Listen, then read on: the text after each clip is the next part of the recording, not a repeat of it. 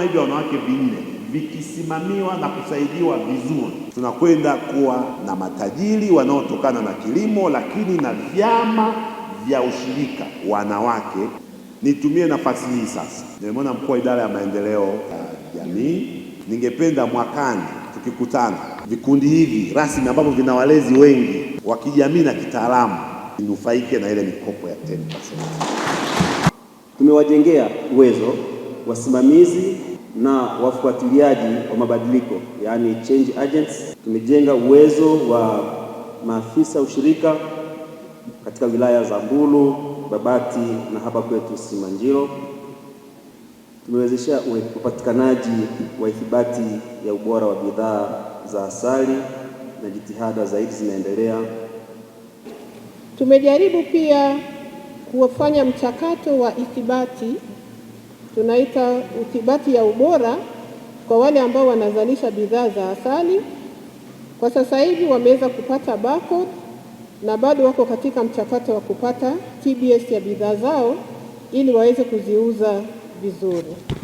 Kwa upande wake, mrajisi msaidizi wa vyama vya ushirika mkoa wa Manyara ameeleza umuhimu wa vyama hivyo katika kukuza uchumi wa wanawake katika wilaya Simanjiro, huku akisema kuwa fursa hiyo ya kupatiwa usajili itakuwa muhimu iwapo watapatiwa mikopo ya 10%. Hivi vyama sisi tumevisajili kwa kuzingatia pia kipaumbele cha tume cha kuhamasisha makundi maalum kujiunga kwenye ushirika. Sasa ukiangalia hivi vyama, cha kwanza ni vya wanawake. Kwa hiyo tumelenga kundi maalum la wanawake, lakini ndani yake tuna wanawake vijana. Kwa hiyo hata kwenye zile fursa za mikopo inayotoka halmashauri, basi tuone namna ya kupitishia kwenye hivi vyama ili wanawake na vijana waweze kunufaika na hii mikopo kutoka halmashauri. Nao baadhi ya wanachama kutoka katika vyama hivyo vinne vya ushirika akiwemo Elizabeth Jeshi pamoja na Sinyati Paulo wanaeleza namna watakavyonufaika na vyama hivyo. Kwa kweli tulivyojiunga kwenye vyama vya ushirika, kwanza tunaona fursa ya kwamba mwanamke anaweza akajisimamia mwenyewe na akaweza kuleta maendeleo katika jamii na katika familia.